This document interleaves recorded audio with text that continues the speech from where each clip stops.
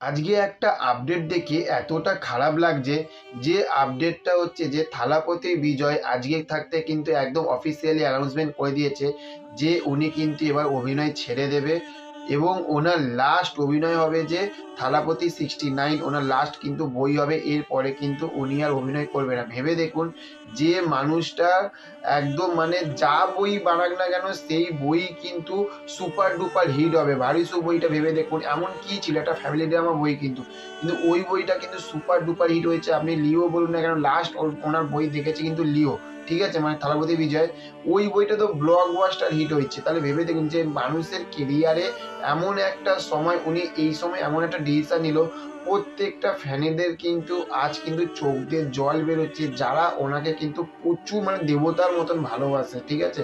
এবার অভিনয়টা ছাড়ার কারণ হচ্ছে যে উনি পলিটিক্সে যোগ দেবে, এবং এমন একটা পলিটিক্স যেটা হচ্ছে যে মানে অন্য যে যা পলিটিক্স চলছে সেই সব জায়গায় সেই সব পলিটিক্স না, উনি নিজে একটা পলিটিক্স টিম তৈরি করবে, এবং সেইটা হচ্ছে যে দুর্নীতি মুক্ত, মানে হচ্ছে যে তাদের মানে তামিল তেলেগু ওখানে কিন্তু প্রচুর মানে করাপশন হয় কিন্তু, ঠিক আছে।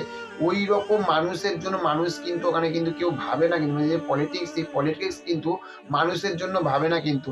তো থালাপতি বিজয় বলছে যে না, আমি অভিনয় ছেড়ে দিয়ে এবার আমি মানুষের জন্য এবার আমি কিছু করতে চাই, মানুষের জন্য মানুষ হয়ে আমি ভাবতে চাই। তাহলে ভেবে দেখুন যে কতটা নিঃস্বার্থ হতে পারে।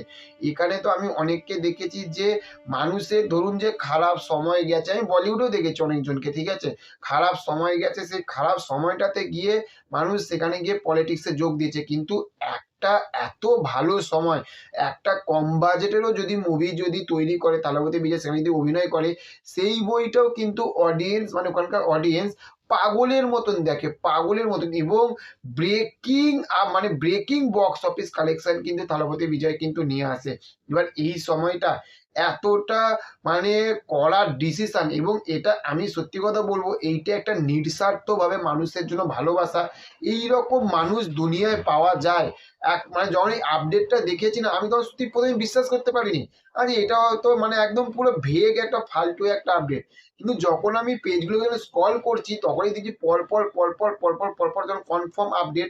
এবার আমি যখন যখন জানলাম যে পুরো কনফার্ম, যেটা হচ্ছে যে যে মানুষটা সত্যি অভিনয় ছেড়ে দিচ্ছে, এবং ওনার লাস্ট অভিনয় হবে যে থালাপতি 69, মানে হচ্ছে যে GOAT, যেটা হচ্ছে যে বইটা আসবে সেটা থালাপতি 68, তারপরে 69, এবং মানে পুরোপুরি উনি অভিনয় ছেড়ে দিয়ে পলিটিক্সে যোগ দেবে, সেটা হচ্ছে যে 2026 সাল থাকতে, মানে আর 2 বছর পরে কিন্তু আমরা বিজয় স্যারকে কিন্তু আর কিন্তু বড় সিনেমার পর্দায় কিন্তু আমরা দেখতে পাবো না।